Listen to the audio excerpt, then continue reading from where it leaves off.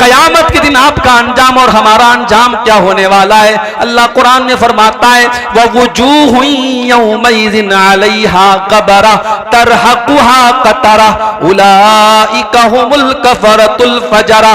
कयामत के दिन कुछ ऐसे भी लोग आएंगे जिनके चेहरे काले कलूटे होंगे, जिनके चेहरों पर अल्लाह ताला तारकोल पोत देगा।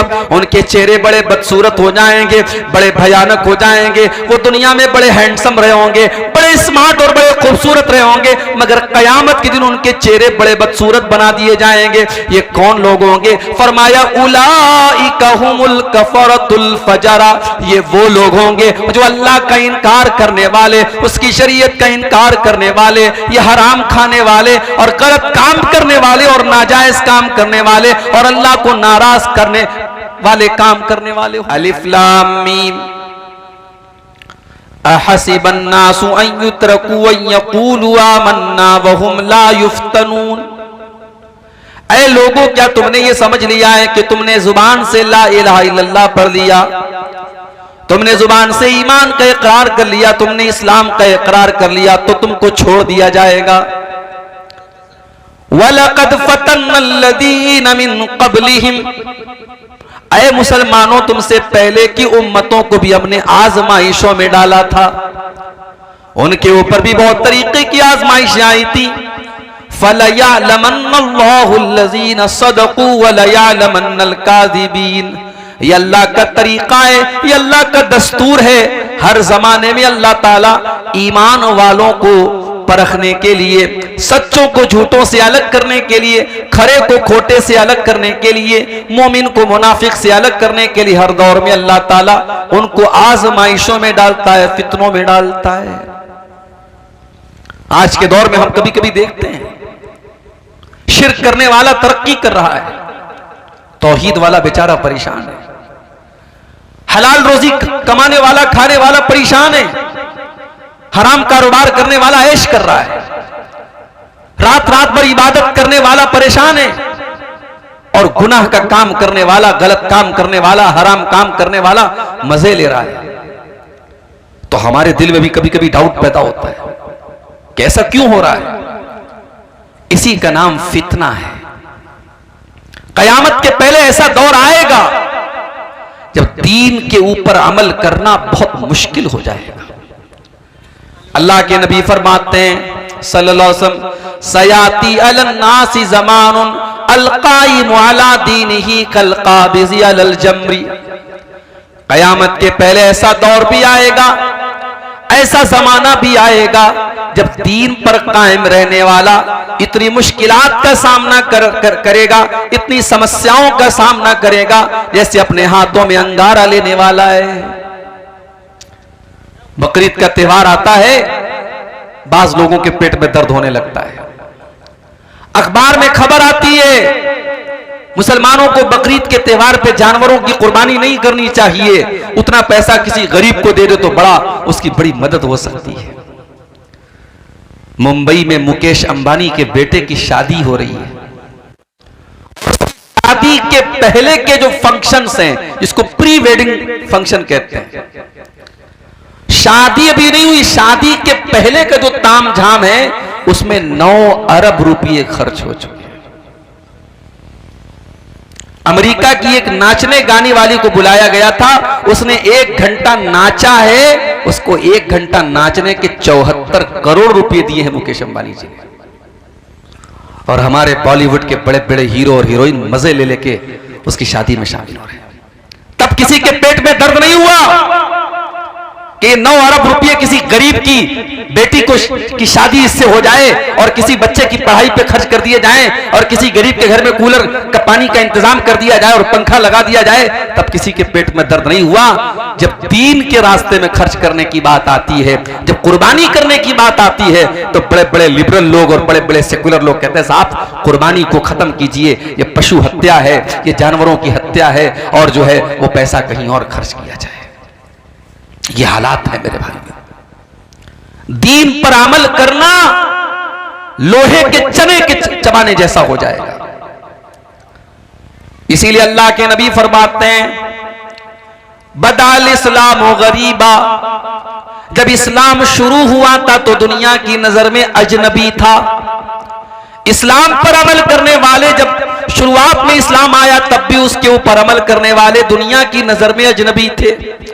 वसयऊदु कमा बदा गरीबा, और आगे चल करके फिर ऐसा दौर आ जाएगा जब इस्लाम पर अमल करना मुश्किल हो जाएगा। एक लड़की अपने जिस्म की नुमाइश करती है, अपने शरीर के हिस्सों को दिखाती है और सड़क पर निकलती है, रेलवे स्टेशन पर जाती है, ट्रेनों में सफर करती है, फ्लाइट में सफर करती है, किसी को कोई एतराज नहीं है, किसी को कोई समस्या नहीं है। अपने पूरे शरीर को दिखा रही है, एक्सपोज कर रही है, किसी को कोई समस्या नहीं है। एक मुसलमान लड़की नकाब में कॉलेज में चली जाती है, पर्दे में यूनिवर्सिटी में चली जाती है, उसके ऊपर बवाल किया जा रहा है, उसके ऊपर एतराज किया जा रहा है, उस पर छींटाकशी की जा रही है, उसको बुरा भला कहा जा रहा है, उसको उकसाया जा रहा है। बदाल इस्लाम गरीबा, अल्लाह के नबी फरमा रहे इस्लाम जब शुरू हुआ था तब भी इस्लाम पर अमल करने वालों को बहुत सारे ताने मारे जाते थे, और आगे चल करके इस्लाम पर अमल करने वालों को फिर से ताने मारे जाएंगे। एक नौजवान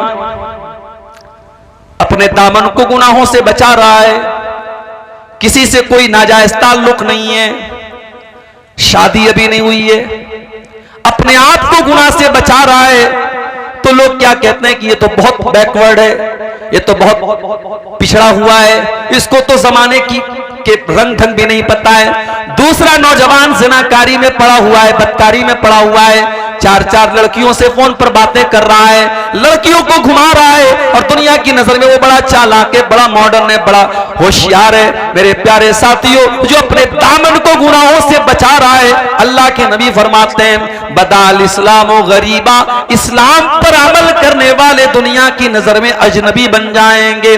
और जब ऐसा दौर आ जाए तो अल्लाह के नबी क्या फरमाते हैं, फतूबा लिल गुरबा, ओ लोगो तुम दीन पर अमल करते रहना, तुम्हें ताने सुनने पड़े तो तुम सुन लेना, तुम्हें गालियां सुननी पड़े तो तुम सुन लेना, तुम्हें लोगों की बातें सुननी पड़े तो तुम सुन लेना, तुम दुनिया की नजर में अजनबी बन जाना, मैं तुम्हें जन्नत की खुशखबरी सुना रहा हूं। फतूबा लिल गुरबा, अल्लाह के नबी उनको तूबा, तूबा जन्नत का एक नाम है।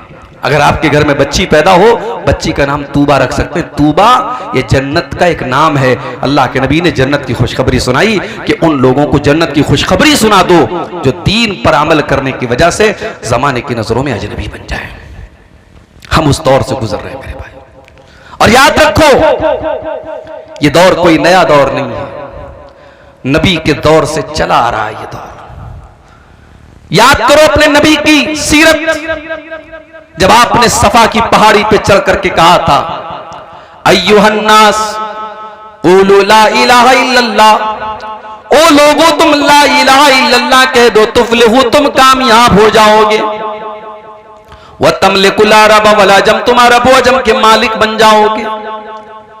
आपने दुनिया को तौहीद की दावत दी तो क्या लोगों ने आपको फूल का माला पहनाया? नहीं नहीं।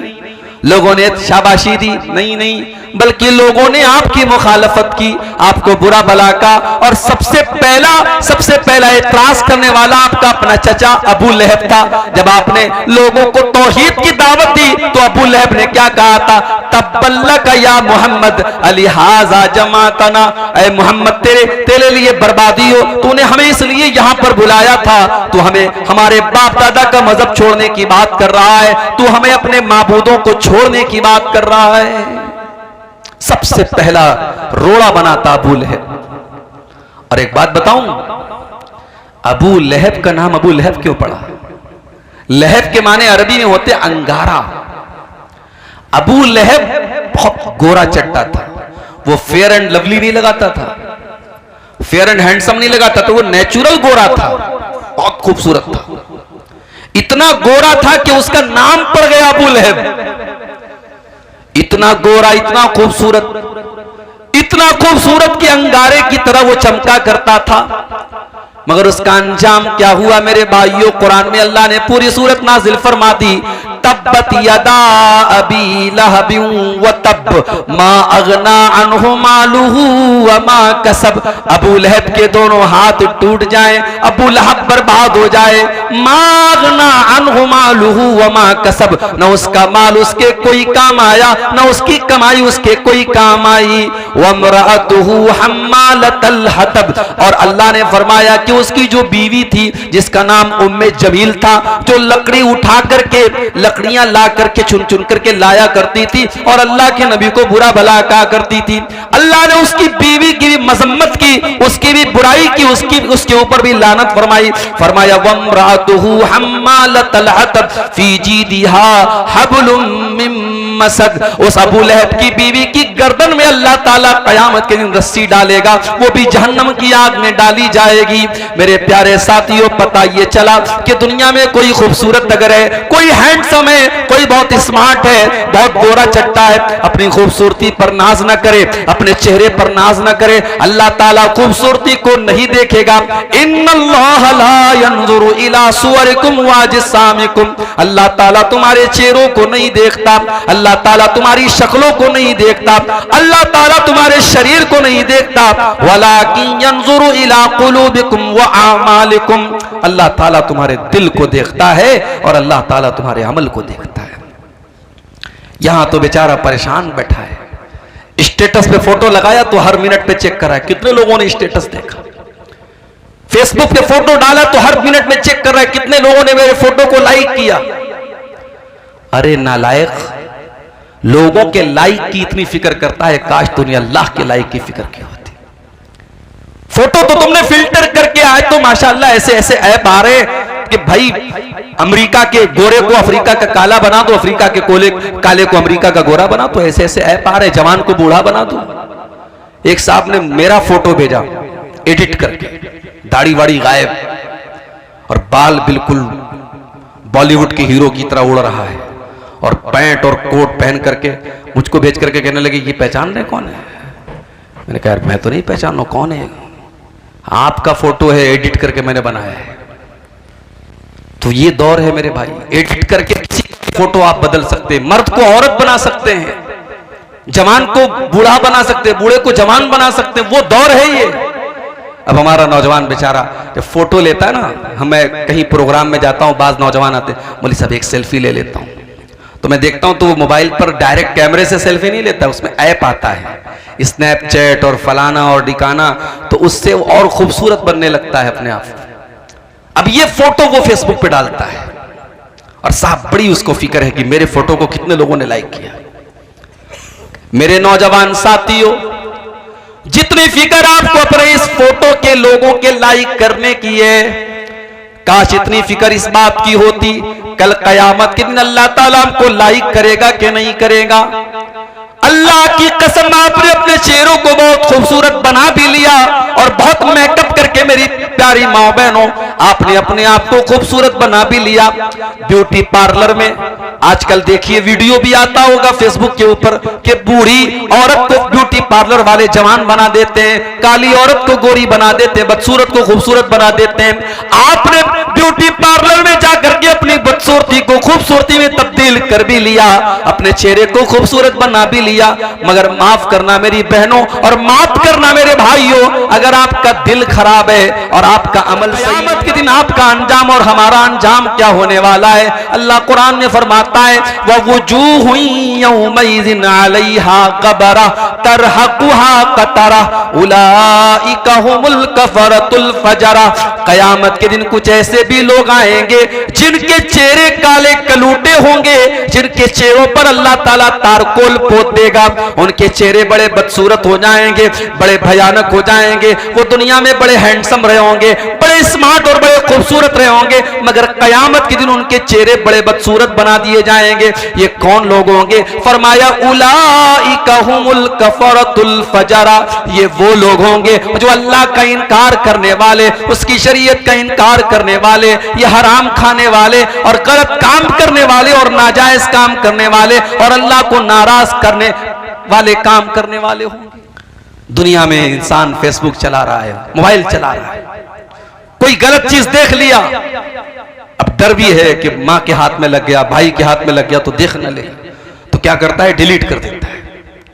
ब्राउजर पे कोई चीज देखा डिलीट, व्हाट्सएप की चैटिंग डिलीट, फेसबुक के मैसेंजर की चैटिंग डिलीट, सब डिलीट कर दिया। दुनिया से आपने सब डिलीट कर दिया। मेरे प्यारे भाइयों, जो अल्लाह ताला का डाटा रिकॉर्ड हो रहा है, अल्लाह ताला के फरिश्ते तो सब रिकॉर्ड कर रहे हैं, एक एक अदा आपकी रिकॉर्ड कर रहे हैं। व इन्ना अलैकुम लहाफिज़ीन किरामन कातिबीन, मेरे किरामन कातिबीन एक एक हरकत को तुम्हारे रिकॉर्ड कर रहे हैं। यालमून मा तफअलून, तुम जो जो कर रहे हो मेरे फरिश्तों को मालूम है। फरिश्ते सब रिकॉर्ड कर रहे हैं और फरिश्ते तो कर ही रहे हैं। हमने मोबाइल को उंगली से टच किया, हमारी उंगली भी रिकॉर्ड कर रही है।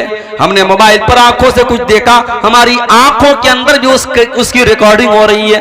हमने कानों में हेडफोन लगा के, ईयरपोर्ट लगा के कुछ सुना, हमारे कान भी उसको रिकॉर्ड कर रहे हैं। और कयामत के दिन आंख भी गवाही देगी और कान भी गवाही देंगे और हमारी उंगली भी गवाही देगी। अल्लाह ने फरमाया हत्ता इज़ा मा जाऊहा शहीदा अलैहिम समउहुम व अबसारुहुम वजुलूदुहुम बिमा कानू यअमलून। कयामत के दिन जब तुम आओगे, तुम्हारी आंखें भी तुम्हारे खिलाफ गवाही देंगी, तुम्हारे कान भी तुम्हारे खिलाफ गवाही देंगे, तुम्हारे बदन की चमड़ी भी तुम्हारे खिलाफ गवाही देगी।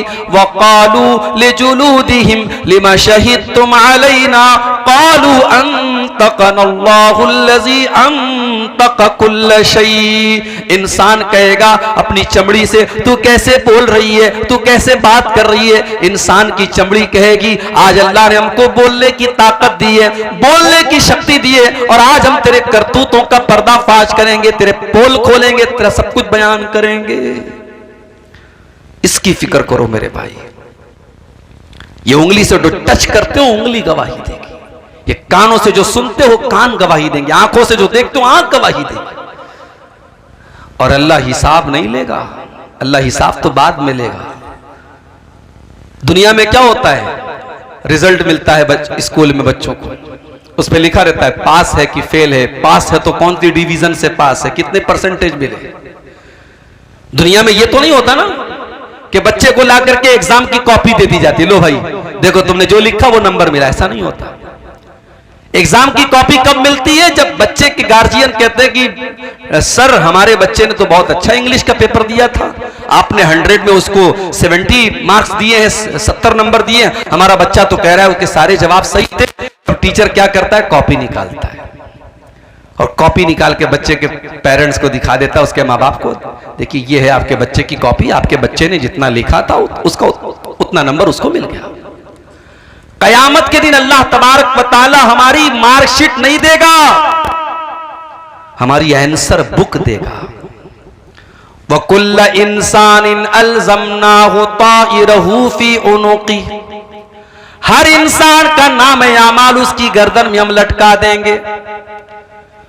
वकुल्ल इंसानिन अलज़मनाहु ताइरहु फी उनुक़ी वनुख़रिजु लहू यौमल क़ियामति किताबन यल्क़ाहु मंशूरा।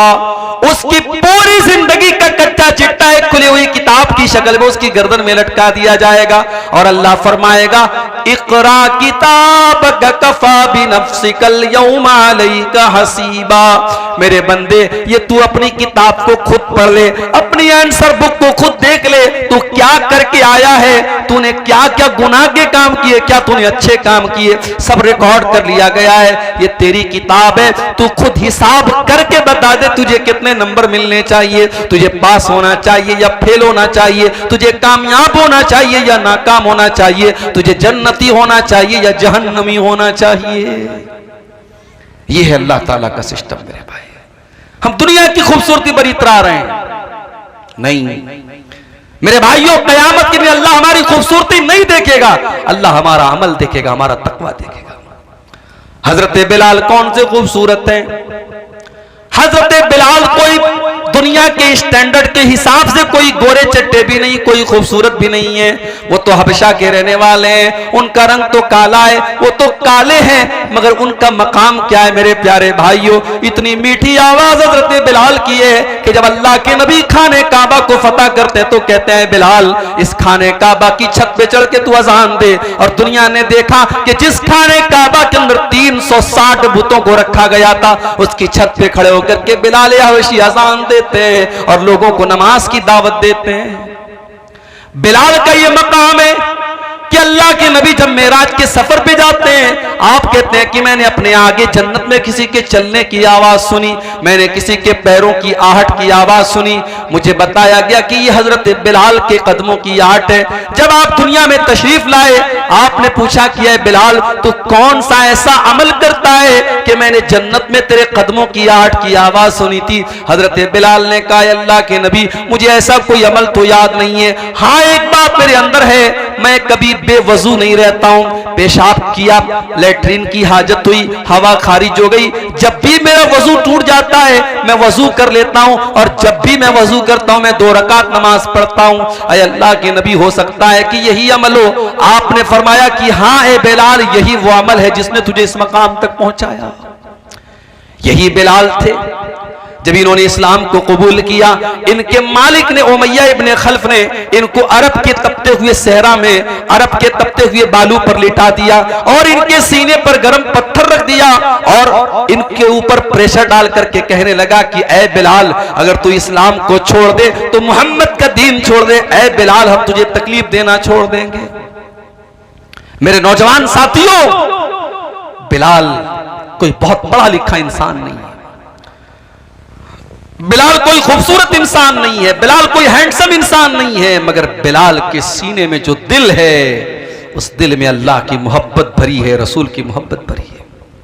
उस अरब के तपते हुए सहरा में लेटा हुआ बिलाल, सीने पर गर्म पत्थर रखा हुआ बिलाल, सीने की चर्बी बिलाल की पिघल रही है और बिलाल के पीठ को अरब की तपती हुई रेत उनकी पीठ को पिघला रही है, मगर फिर भी बिलाल की जुबान से क्या निकलता है?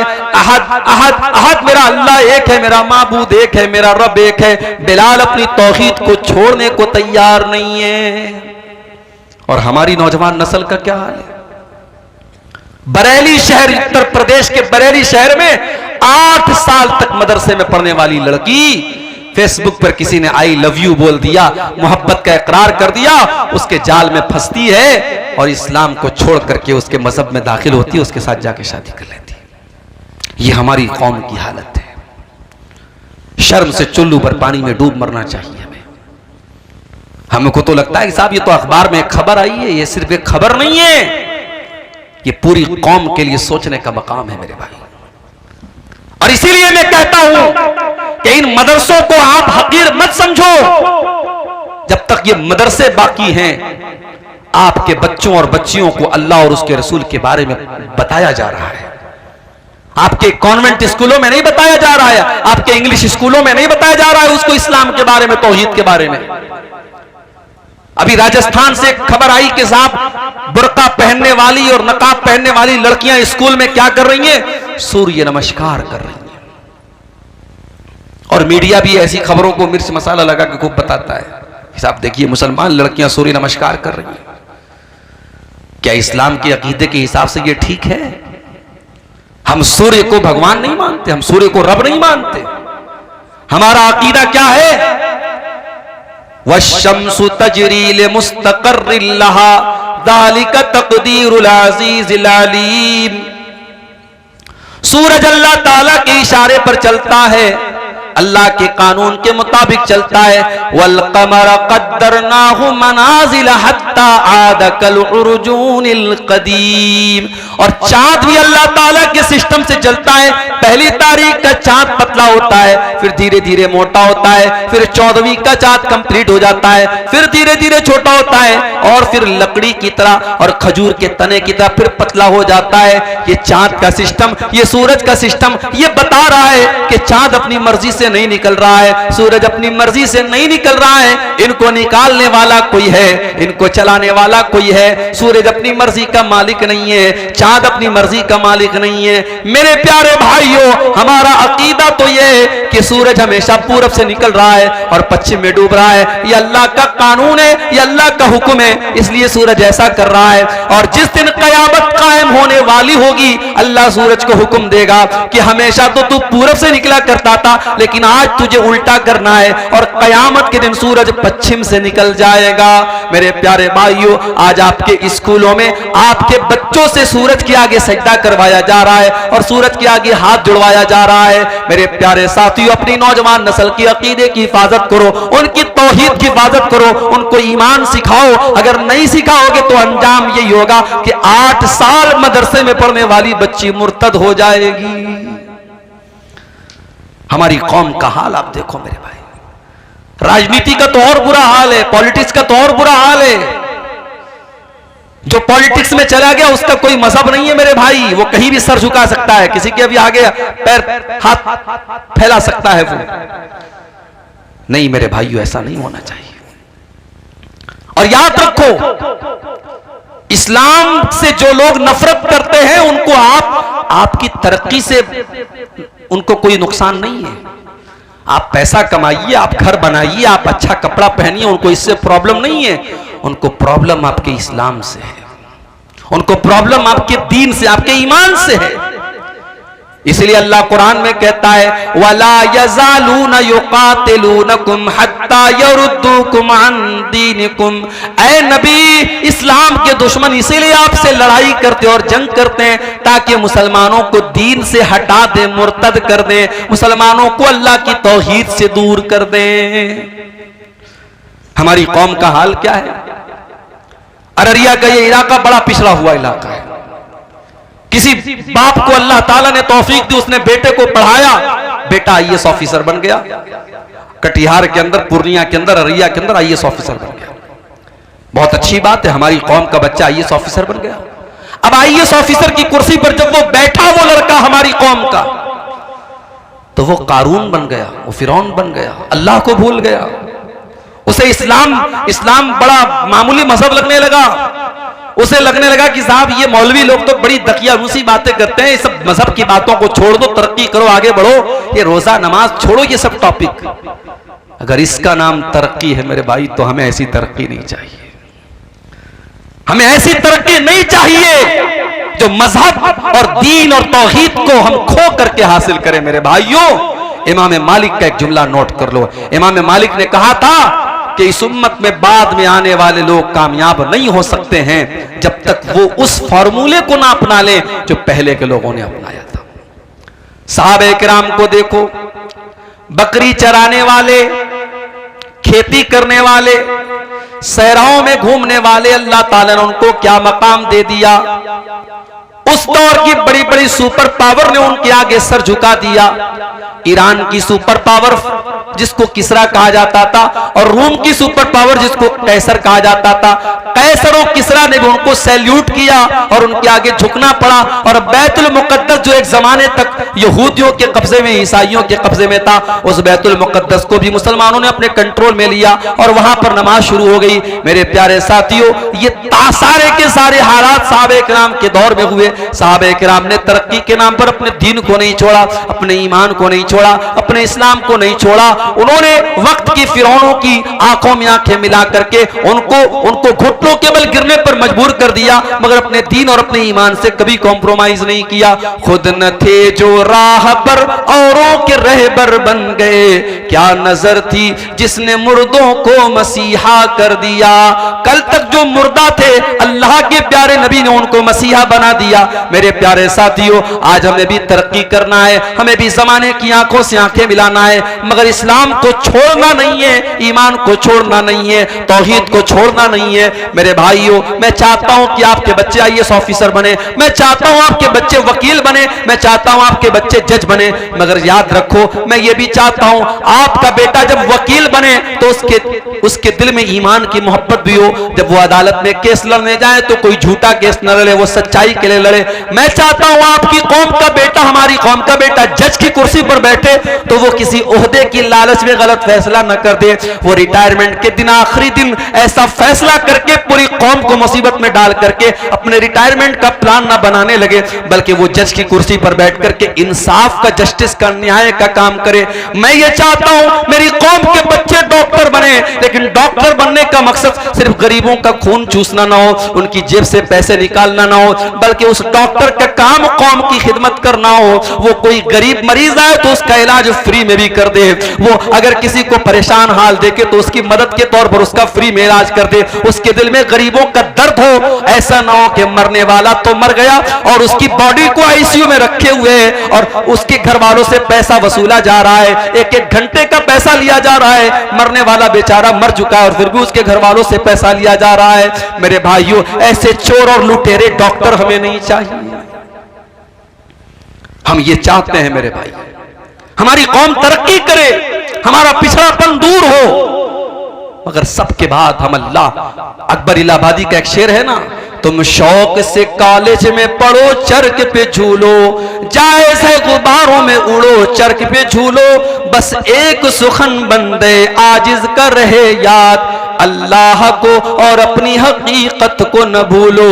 हम यही चाहते हैं, हम अल्लाह को भूलने वाले न बन जाएं मेरे भाइयों, इसलिए कि जो अल्लाह को भूल जाएगा वो न दुनिया में चैन पाएगा ना आखिरत में चैन पाएगा। वमन आरज़ा अन ज़िक्री फ़इन्न लहू मईशतन ज़न्का, अल्लाह फरमाता है जो मुझे भूल जाएगा, जो मेरे जिक्र से मुंह मोड़ेगा, जो मेरी शरीयत से मुंह मोड़ेगा, हम उसकी जिंदगी को बेचैनी वाली जिंदगी बना देंगे। व नहशुरुहु यौमल क़ियामति आमा, और क़यामत के दिन हम उसे अंधा बना करके उठाएंगे। क़ाल रब्बि लिमा हशरतनी आमा, और क़यामत के जब अंधा बना करके उठाएंगे तो कहेगा अल्लाह मुझे अंधा क्यों बना दिया।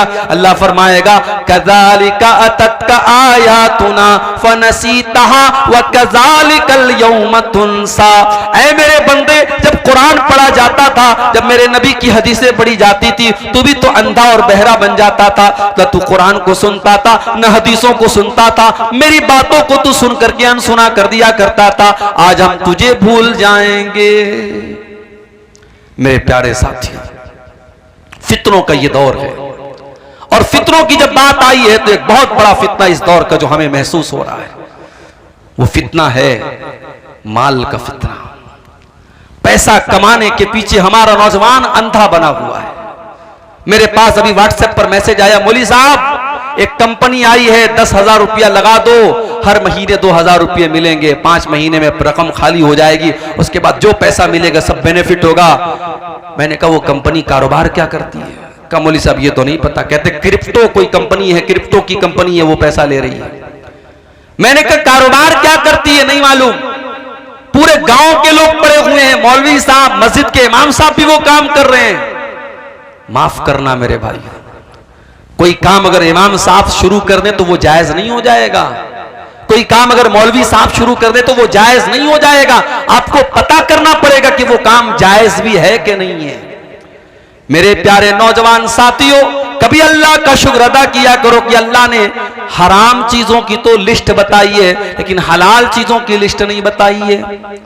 पूरे कुरान में अल्लाह ने कहीं पर हलाल की लिस्ट नहीं बताई, हराम की लिस्ट बताई। इन्नमा हर्रमा अलैकुमुल मैतता वद्दमा वलहमल खिंजीरी वमा उहिल्ल बिही लिगैरिल्लाह। ऐ ईमान वालो, अल्लाह ने तुम्हारे ऊपर मुर्दार को हराम किया है, खून को हराम किया है, सुअर के गोश्त को हराम किया है, गैरुल्लाह का जिस चीज पर नाम लिया जाए उसको हराम किया है। हराम की तो लिस्ट बताई अल्लाह ने, लेकिन हलाल की लिस्ट नहीं बताई है। मेरे प्यारे भाइयों, आप कारोबार कीजिए, आप बिजनेस कीजिए, और छोटा किसी बिजनेस को आप छोटा मत समझिए। हमारे एक साथी थे बनारस में, जामिया सल्फिया बनारस में, जहां से हमने तालीम हासिल की, वहीं से उन्होंने तालीम हासिल की। वो रहने वाले थे सूरत के, गुजरात के। आप लोगों ने कभी सुना होगा कि गुजराती लोग जो होते हैं कारोबार में बहुत आगे होते हैं, और इस पूरे भारत को भी 2 गुजराती चला रहे हैं, मालूम है ना आपको? 2 गुजराती पूरे भारत को चला रहे हैं। तो गुजराती लोग कारोबार में बहुत आगे होते हैं। तो हमारा वो जो साथी था सूरत का, उससे मेरी मुलाकात हुई 5-6 साल के बाद। तो मैंने पूछा कि भाई क्या करते हो तुम? अब भाई मौलवी लोग क्या करते हैं, कोई कहीं खुतबा दे रहा है, किसी मदरसे में पढ़ा रहा है, या बिहार में आमतौर से मदरसा खोल लेते हैं मौलाना लोग, तो मैंने सोचा शायद इन्होंने भी कोई मदरसा खोल लिया हो या मदरसा में पढ़ा रहे हो। तो कहा कि मेरे अब्बू की पकोड़े की दुकान है, हमारे अब्बू की पकोड़े की दुकान है, मैं वो चला रहा हूं, बहुत अच्छी चल रही है। तो मुझे यार, मैंने कहा यार तुम मौलवी हो के पकोड़े की दुकान पे तुमको अच्छा लगता है?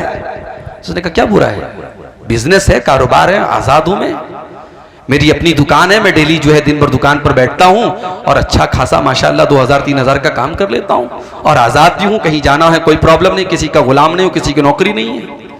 ये सोच थी उसकी।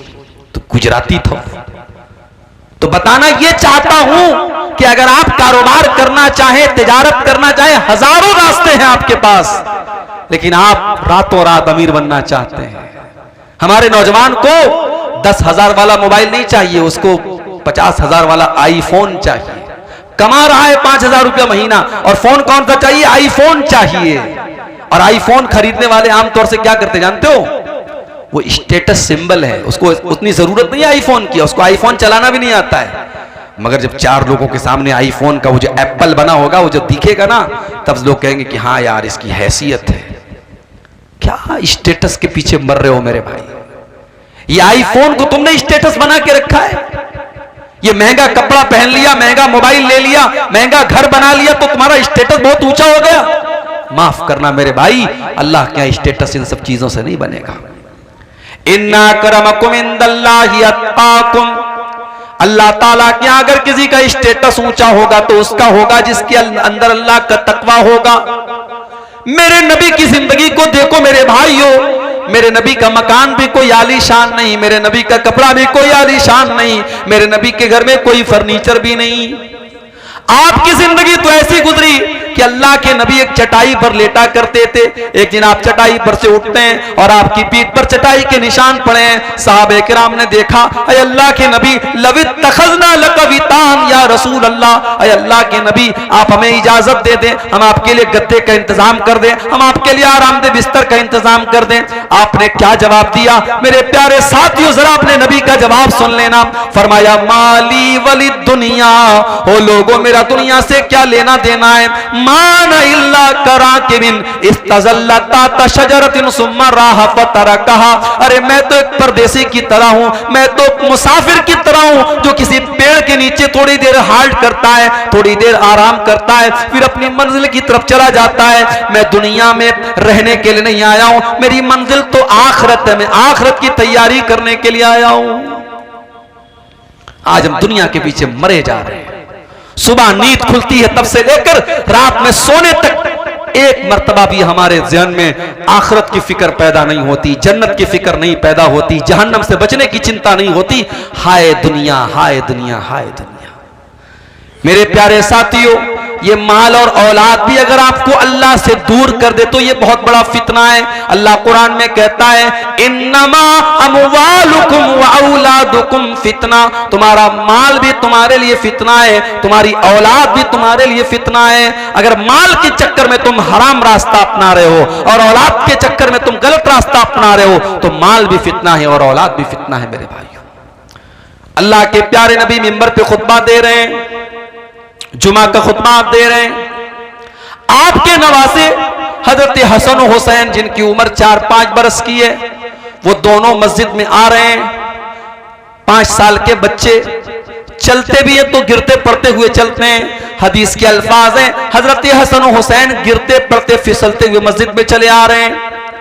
अल्लाह के प्यारे नबी की नजर अपने नवासों पर पड़ी और वो दोनों नवासे लाल रंग का कुर्ता पहने हुए हैं। पता ये चला कि लाल रंग का कुर्ता पहनना जायज है, लाल रंग का कपड़ा पहनने में कोई हर्ज की बात नहीं है। हाँ, सैफ्रॉन कलर का कपड़ा नहीं पहनना चाहिए, जाफरानी कलर का कपड़ा, वो मुशरिकों की पहचान है, वो उनका शियार है। अगर कोई रेड कलर का लाल रंग का शर्ट पहनता है, कुर्ता पहनता है, चाहे मर्द हो चाहे औरत हो, कोई हर्ज की बात नहीं। नबी के नवासे लाल रंग का कुर्ता पहन करके आ रहे हैं और अल्लाह के नबी की नजर पड़ गई। हदीस के अल्फाज हैं, आपने अपने खुतबे को रोका और आपने अपने दोनों नवासों को गोद में लिया, उनको लाडो प्यार किया, और उनको प्यार करने के बाद आपने फरमाया कि ओ लोगों, अल्लाह ताला ने कितनी सच्ची बात कही है कुरान में, इन्नमा अमवालुकुम व औलादुकुम फितना, तुम्हारा माल तुम्हारे लिए फितना है, तुम्हारी औलाद तुम्हारे लिए फितना है। अच्छा एक बात बताओ, अल्लाह के नबी ने खुतबा रोका, नवासों को गोद में लिया और ये बात कही, इसमें कितना टाइम लगा होगा? ज्यादा से ज्यादा 2 मिनट लगा होगा, 3 मिनट लगा होगा, 5 मिनट मान लो। 5 मिनट के लिए अल्लाह के नबी ने खुतबे को रोका और अपने नवासों को, अपने बच्चों को गोद में लिया, तो आपने उसको फितना कहा है।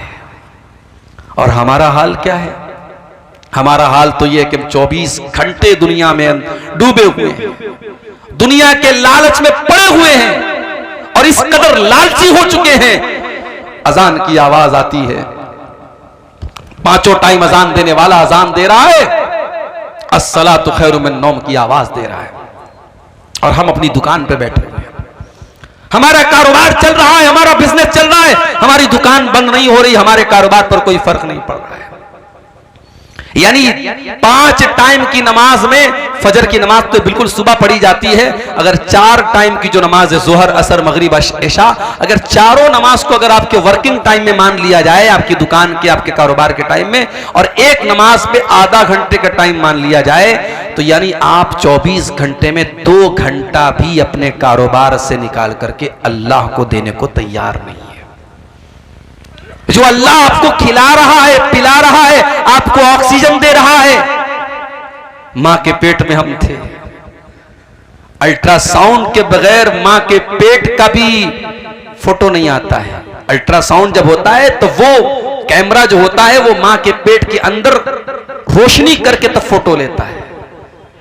मां के पेट में जहां रोशनी पहुंचने का कोई रास्ता नहीं है, अल्लाह तेरी कुदरत है कि तू वहां भी बच्चे का दिल बना रहा है, वहां भी बच्चे का दिमाग बना रहा है, वहां भी बच्चे की आंखें बना रहा है। और क्या मजाल है कि कोई एक आंख इधर हो और एक आंख इधर हो, एक कान यहां हो और एक कान यहां हो, पूरे बैलेंस के साथ, पूरे तवाजुन के साथ बच्चा पैदा होता है। आंख अपनी जगह पे है, कान अपनी जगह पे है, मुंह अपनी जगह पे है, दिमाग अपनी जगह पे है। ये अल्लाह की कुदरत देखो मेरे प्यारे साथियों, अल्लाह ताला मां के पेट में ये सारा प्रोसेस करता है। और आज हम और आप इतने बड़े नाशुक्रे हैं, उस अल्लाह के लिए हम 5 टाइम की नमाज भी पढ़ने को तैयार नहीं है। इसीलिए अल्लाह कुरान में कहता है, रिजालुल्ला तुलहीहिम तिजारतुन वला बैउन अन ज़िक्रिल्लाह, मेरे वो हकीकी बंदे और मेरे सच्चे मोमिन बंदे तो वो है, उनका कारोबार उनको नमाज से कभी नहीं रोकता है। वो नमाज भी पढ़ते और कारोबार भी करते हैं। और मैंने देखा है मुंबई के अंदर ऐसे ऐसे सेठों को देखा है मेरे भाइयों, आप यकीन करें, आपके अररिया में क्या कोई पैसा कमाने वाले होंगे, आपके पूर्णिया में क्या कोई पैसा ऐसा कमाने वाले होंगे, आपके किशनगंज में क्या पैसा कमाने वाले होंगे। मैंने मुंबई में ऐसे सेठों को भी देखा है जो बहुत बड़े करोड़पति अरबपति हैं, बहुत बड़ा उनका कारोबार है, मगर रमजान के आखिरी अशरे में वो इत्तिकाफ भी करते हैं, वो 10 दिन इत्तिकाफ में भी बैठते हैं। और जब वो इत्तिकाफ में बैठते हैं तो अपने कारोबार का जो मोबाइल है वो अपने भाई को, अपने घर को, अपने बेटे को दे करके आते हैं कि नहीं नहीं, अब ये 10 दिन मुझे अपने बिजनेस से कोई मतलब नहीं, अपने कारोबार से कोई मतलब नहीं, मैं 10 दिन अल्लाह की इबादत के लिए लगा रहा हूं। रिजालुल्लाह तुलहीहिम तिजारतुन वला बैउन अन ज़िक्रिल्लाह, मेरे सच्चे मोमिन बंदे तो वो हैं, उनका कारोबार उनको कभी अल्लाह के जिक्र से गाफिल नहीं करता, कभी नमाज से गाफिल नहीं करता। यखाफून यौमन ततक़ल्लबु फ़ीहिल क़ुलूब वल अबसार, इसलिए कि वो क़यामत के दिन से डरते हैं जिस दिन लोगों की दहशत का बड़ा बुरा आलम होगा। दहशत क्या होती है आपने देखा है। नेपाल में ज़लज़ला आया, बनारस में हल्का सा झटका महसूस हुआ। मैं तो उस वक्त ट्रेन में सफर कर रहा था, सुबह मेरी बीवी का फोन आया, कहने लगी रात में ज़लज़ला, आपने देखा ज़लज़ला आया था? मैंने कहा मैं तो ट्रेन में बैठा था, ट्रेन में तो हमेशा ज़लज़ला आता रहता है, ट्रेन हिलती रहती है। कहा कि नहीं, रात में बहुत सब चीजें हिल रही थी, ज़लज़ला आया था। 2 दिन तक बनारस में लोगों के पेट मुंह से खाना उतर नहीं रहा था, लोग दहशत के आलम में थे। ज़लज़ला कहां आया था? नेपाल में आया था। उसका झटका दिल्ली और उत्तर भारत में कहीं कहीं महसूस हुआ था, और ये छोटा सा ज़लज़ला था जो नेपाल में आया था। इज़ा ज़ुल्ज़िलतिल अर्ज़ु ज़िल्ज़ालहा, जब वो ज़लज़ला आएगा जो सिर्फ उत्तर भारत में नहीं, सिर्फ दक्षिण भारत में नहीं, मध्य प्रदेश में नहीं, महाराष्ट्र में नहीं, गुजरात में नहीं, इज़ा ज़ुल्ज़िलतिल अर्ज़ु ज़िल्ज़ालहा, जब पूरी धरती को अल्लाह ताला हिला देगा, वो अखरजतिल अर्ज़ु अस्क़ालहा, और जमीन अपने सारे बोझ निकाल देगी। अच्छा, ये बोझ निकाल देगी, इसका क्या मतलब है? इसका मतलब यह है कि जमीन के अंदर जो हीरे जवाहरात, सोने चांदी और कीमती मेटल्स है, सब बाहर निकल जाएंगे। जमीन अपने सारे खजाने निकाल देगी। और एक मतलब यह भी है कि जमीन के अंदर जितने मुर्दे हैं, कयामत के दिन सब जिंदा हो जाएंगे। वक़ालल इंसानु मा लहा, और इंसान कहेगा इस जमीन को क्या हो गया है। यौमइज़िन तुहद्दिसु अख़बारहा, और कयामत के दिन जमीन अपनी बातें बयान करेगी, जमीन बोलेगी बिअन्ना रब्बका औहा लहा, क्योंकि उस जमीन को अल्लाह ताला हुक्म देगा बोलने का।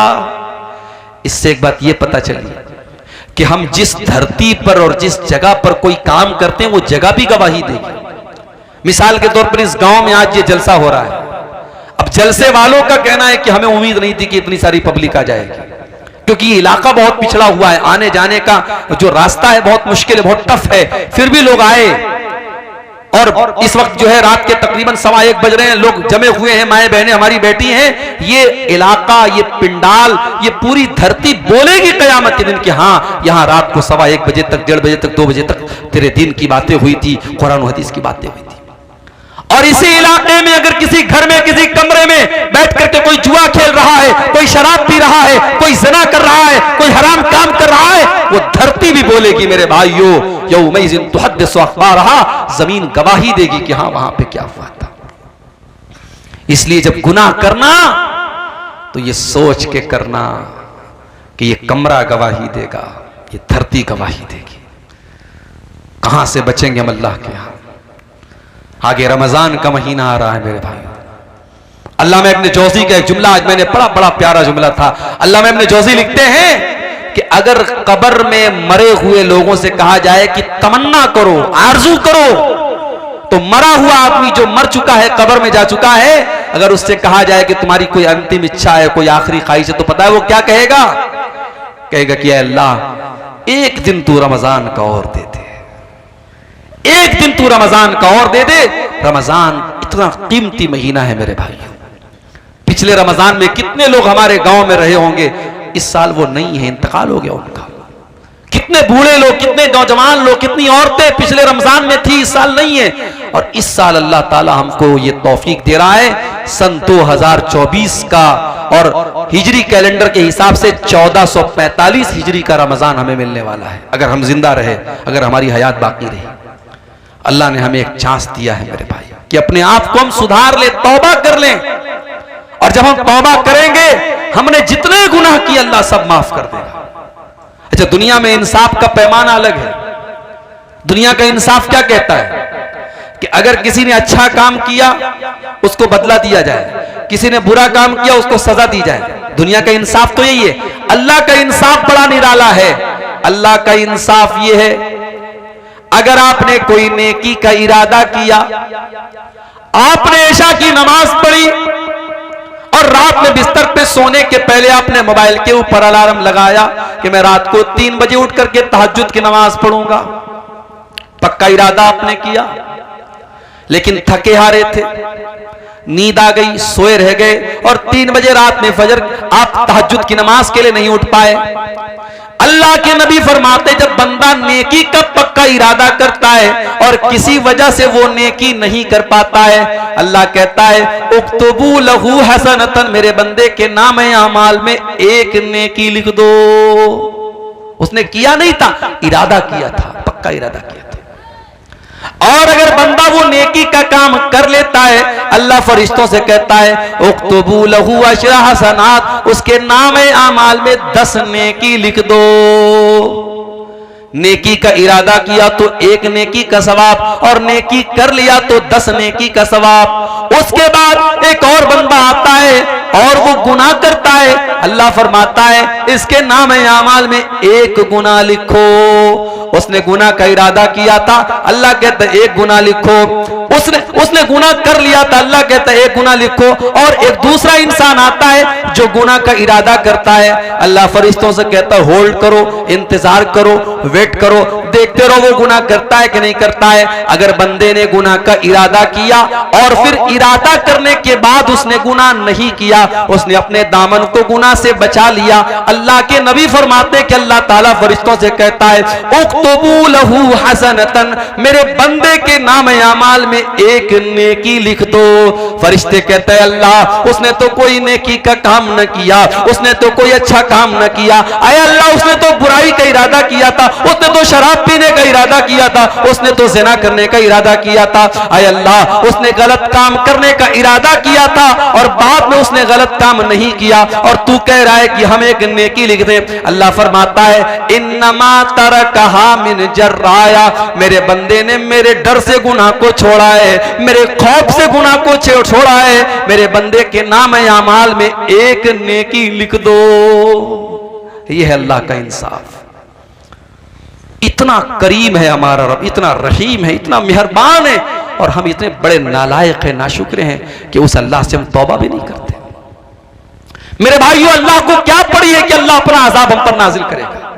ये जितने परेशानियां हम पर आ रही हैं, ये हमारे अपने करतूतों का नतीजा है। अल्लाह हम पर अजाब भेजना नहीं चाहता है। अल्लाह तो खुद कुरान में कहता है मा यफ़अलुल्लाहु बिअज़ाबिकुम इन शकरतुम व आमनतुम व कानल्लाहु शाकिरन अलीमा। अल्लाह तुम पर अपना अजाब भेज करके क्या करेगा? ऐ मेरे बंदो, अगर तुम अल्लाह का शुक्रिया अदा करने वाले बन जाओ, तुम अल्लाह के ऊपर ईमान लाने वाले बन जाओ, तो अल्लाह ताला तुम पर अपना अजाब नाजिल करके क्या करेगा। इसलिए मेरे भाइयों, फितनों के इस दौर में अगर हमसे कुछ गुनाह के काम हुए हैं, हम अल्लाह से तौबा कर लें और अपने आप को जहन्नम की आग से बचाएं। और जहन्नम की आग से बचाने के लिए बहुत सारे नेकी के काम आप कर सकते हैं। अल्लाह के नबी ने फरमाया इत्तकुन्नार वलौ बिशिक्की तमरा, खजूर का टुकड़ा भी अल्लाह के रास्ते में दे करके अपने आप को जहन्नम की आग से बचा सकते हो तो बचा लो। ये मदरसा है, ये मस्जिदें हैं, ये दीन का काम है जहां आपसे चंदे की अपील की जा रही है। अल्लाह का शुक्र अदा करो कि आपसे चंदा मांगा जा रहा है, आपसे बाकायदा मौलवी लोग माइक पर आकर के आपसे अपील कर रहे हैं। वरना कयामत के पहले तो एक ऐसा दौर भी आएगा, अल्लाह के नबी फरमाते हैं कि सदका देने वाला सदका लेकर के निकलेगा, माल लेकर के निकलेगा और कोई उसका सदका कबूल करने वाला नहीं होगा। इतना माल लोगों के पास आ जाएगा, इतना पैसा लोगों के पास आ जाएगा कि सदका करने वाला और दान देने वाला दान देना चाहेगा और सदका करना चाहेगा, मगर उसके सदका को कोई कबूल करने वाला नहीं होगा। यह मौका है मेरे भाई, जहन्नम की आग से अपने आप को बचा लो। रमजान का महीना आ रहा है, उसमें नेकी करके और उसमें रोजा रख करके, तरावी पढ़ करके, तहज्जुद पढ़ करके, कुरान पढ़ करके अपनी मग़फ़िरत का सामान कर लो मेरे भाई। ये फितनों का दौर है, फितनों का जमाना है, और इस दौर में अपने बच्चों की भी फिक्र करो। मैं कभी कभी कहता हूं अपनी तकरीरों में कि जब पैसा दिया करो अल्लाह की राह में तो बच्चों से दिलवाया करो। अपने घर से जाओ तो औरतों को कुछ पैसा दे करके जाओ कि देखो मैं जा रहा हूं बाहर, ये पैसा तुमको दे के जा रहा हूं, ये ज़कात का पैसा है, ये सदका खैरात का पैसा है, गरीबों को दे दिया करना, कोई मांगने वाला है तो दे देना। अपने घर की औरतों को ये सिखाओ मेरे भाई, इसलिए कि जब हम अच्छी चीजों में, जब हम बुरी चीजों में अपने परिवार को शामिल करते हैं। अभी मैं कार से आ रहा था, रास्ते में एक रेस्टोरेंट पड़ा था दरभंगा में, राधे राधे। हमारे ड्राइवर साहब भी साथ में थे। हम लोगों को भूख बहुत तेज लगी थी, दोपहर में मैंने खाना भी नहीं खाया था। ड्राइवर साहब ने कहा चलिए यहाँ पे खाना खाते हैं, बड़ा अच्छा रेस्टोरेंट। मैं गया रेस्टोरेंट में, बहुत अच्छा, कभी आपका गुजर हो दरभंगा से देखिएगा, बिल्कुल हाईवे के ऊपर है, बहुत मशहूर है वहाँ का रेस्टोरेंट। वहाँ गए तो माशाअल्लाह बड़ा साफ सुथरा रेस्टोरेंट और खाना भी एक से एक, और उसके बाद मिठाइयाँ भी एक से एक। तो जानते हो पहला ख्याल मेरे दिल में क्या आया? मेरे दिल में ख्याल आया कि यार ये तो फैमिली के लायक जगह है, बच्चों को लेके आने लायक जगह है, बड़ा अच्छा यहाँ सिस्टम है, निज़ाम है। यानी ये एक नेचुरल बात है। हम कोई अच्छी चीज देखते हैं तो हम चाहते हैं कि हमारा परिवार भी इसमें शामिल हो जाए। हम कोई अच्छी चीज खाते हैं, सोचते हैं हमारा परिवार भी खा ले। मेरे भाइयों, जहन्नम की आग से हमें अपने आप को भी बचाना है, अपने परिवार को भी बचाना है। कू अनफुसकुम व अहलीकुम नारा, अल्लाह कुरान में कहता है अपने आप को और अपने परिवार को जहन्नम की आग से बचाने की फिक्र करो, बचाने का इंतजाम करो। अब जरा दिल पे हाथ रख के बताओ कि आपने अपने आप को और अपने परिवार को जहन्नम की आग से बचाने के लिए क्या काम किया है। आप एक महीना छोड़ दो, एक साल छोड़ दो, आप एक हफ्ता और एक दिन का हिसाब हमको बता दो कि आपने पिछले एक दिन में कितने ऐसे काम किए हैं जो आपको जहन्नम की आग से बचाने वाले हैं। इसीलिए मेरे भाइयों, अल्लाह के नबी फरमाते हैं ला तहकिरन्न मिनल मारूफ शैया, किसी नेकी को हकीर मत समझो। छोटी छोटी नेकी के काम, छोटे छोटे जिक्र के कलमात हैं। आपने जुबान से पढ़ा सुभानअल्लाहि व बिहम्दिही सुभानअल्लाहिल अज़ीम, आपको पढ़ने में 5 सेकंड लगा। सुभानअल्लाहि व बिहम्दिही सुभानअल्लाहिल अज़ीम आपको पढ़ने में 2 सेकंड लगा, 3 सेकंड लगा। मगर इस कलमे का सवाब क्या है। बुखारी शरीफ की आखिरी हदीस है, अल्लाह के नबी फरमाते हैं कलिमतानी खफीफतानी अलल लिसानी सकीलतानी फिल मीज़ानी सुब्हानअल्लाहि व बिहम्दिही सुब्हानअल्लाहिल अज़ीम। अल्लाह के रसूल सल्लल्लाहु अलैहि वसल्लम फरमाते हैं कि 2 कलमे ऐसे हैं जो अल्लाह को बहुत प्यारे हैं और जुबान पर बड़े हल्के हैं और कयामत के दिन अल्लाह के तराजू पर बड़े भारी होंगे। और ये 2 कलमे कौन है? यही सुभानअल्लाह व बिहम्दिही सुभानअल्लाहिल अज़ीम। इसी तरीके से आप सुभान अल्लाह, अल्हम्दुलिल्लाह, ला इलाहा इल्लल्लाह, अल्लाहु अकबर, ये कलमात जो हैं इनका सवाब बहुत ज्यादा, इसको आप पढ़ें। अल्लाह ने आपको दौलत दी है, सदका खैरात करें, गरीबों की मदद करें। और जब मदद करें तो इस चक्कर में ना रहे कि माइक पर मेरा नाम बोला जाए। हमारे ये भी बड़ा मसला है, माइक पर जब तक नाम ना बोला जाए तब तक हमें लगता है मौलवी साहब जब तक नाम ले ले के हमारे दुआ ना करे, हमारा दान कबूल नहीं हुआ। जरूरी नहीं है, कुछ नेकी ऐसी भी करो आपको पता हो, अल्लाह को पता हो। अल्लाह के नेक बंदे नेकी करते हैं, दरिया में डाल देते हैं। वयुतिमून अत्तआम अला हुब्बिही मिस्कीनन व यतीमन व असीरा, मेरे नेक बंदे गरीबों को खाना खिलाते, यतीमों को खाना खिलाते, कैदियों को खाना खिलाते। और जब खाना खिलाते तो क्या कहते हैं? इन्नमा नुतइमुकुम लिवजहिल्लाह, हम तुम्हें अल्लाह को राजी करने के लिए खाना खिला रहे हैं। ला नुरीदु मिनकुम जज़ाअन वला शुकूरा, हमें तुमसे कोई बदला नहीं चाहिए, हमें तुमसे कोई शुक्रिया नहीं चाहिए, हम तो अल्लाह से अपना बदला चाहते हैं। इन्ना नखाफु मिर रब्बिना यौमन अबूसन कमतरीरा, हमें तो कयामत के दिन का डर है। मेरे भाइयों, मेरी तकरीर लास्ट में होने वाली थी और अभी शायद बंगला जुबान के कोई मुकर्रिर बाकी हैं जो आपके सामने चंदे के लिए तकरीर करेंगे। लेकिन चूंकि पब्लिक दूर दूर से आई है और जलसे वालों ने ये सोचा कि अगर बाद में मेरा नंबर आएगा तो हो सकता है बहुत सारे लोग चले जाएं, इसलिए मुझे पहले आते ही फौरन जो है 10 मिनट के बाद मुझे बुला लिया गया। मैं एक आपसे गुजारिश करता हूं कि आप इस मदरसे के लिए जो वाकई में, यानी इसमें तो कोई शक नहीं करेगा कि ये इलाका काफी पिछड़ा हुआ है और इस इलाके में मदरसे की जरूरत थी। और अल्लाह जज़ाए खैर दे हमारे भाई शेख नौशाद साहब को और उनके तमाम जो रुफ़क़ा हैं जिनकी मेहनतों से ये जामिया इस्लामिया अम्मारिया चल रहा है। आप दुआ भी करें और जाते वक्त आपसे जो भी बन सके आप ताउन करके जाएं, इस इदारे को दान दे करके जाएं। अगर वाकई में आपको दीन से मोहब्बत है, अल्लाह से मोहब्बत है, रसूल से मोहब्बत है और आप चाहते हैं कि इस इलाके के बच्चे भी कुरान और हदीस को सीखें और यहाँ की नौजवान नस्ल भी ऐसी तैयार हो जिसके दिल में अल्लाह और उसके रसूल की मोहब्बत हो, तो ये काम करके आप जाएं। मैं दुआ करता हूँ अल्लाह ताला से रब्बुल आलमीन हम सबको इस दौर में, फितनों के इस दौर में जो भी नेकी के काम हैं अल्लाह ताला उसमें हम सबको हिस्सा लेने की तौफीक अता फरमाए।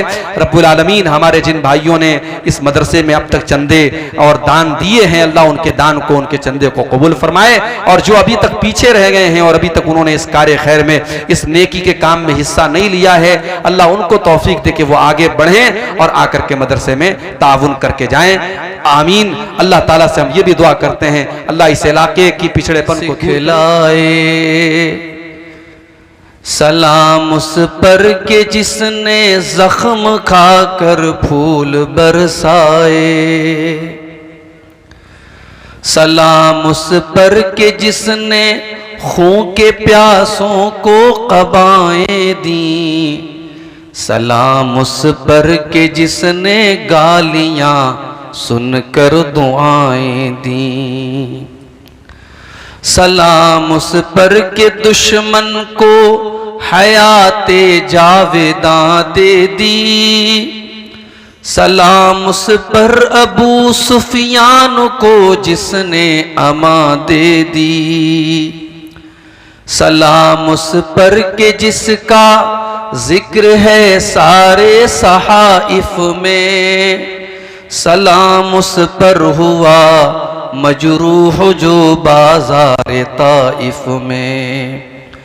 सलाम उस पर तन के लोग जिसको तंग करते थे।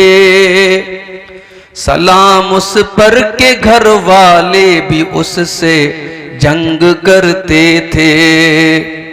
सलाम उस पर के जिसके घर में चांदी थी न सोना था।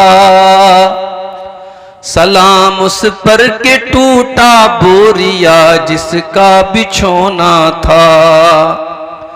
सलाम उस पर जो सच्चाई की खातिर दुख उठाता था।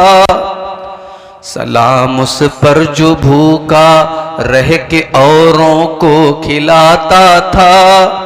सलाम उस पर जो उम्मत के लिए रातों को रोता था। उस पर जो फर्शे खाक पर जाड़े में सोता था। सलाम उस पर जो दुनिया के लिए रहमत ही रहमत है। सलाम उस पर के जिसकी जात फख्रे आदमीयत है। दरूद उस पर के जिसकी बज़्म में किस्मत नहीं सोती।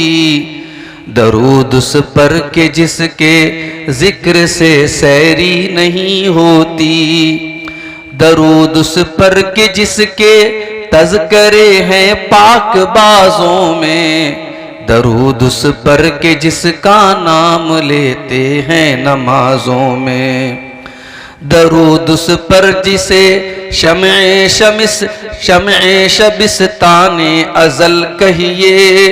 दरूद उस ज़ात पर फ़ख्रे बनी आदम जिसे कहिए। अल्लाहुम्मा सल्लि व सल्लिम व बारिक अलैहि।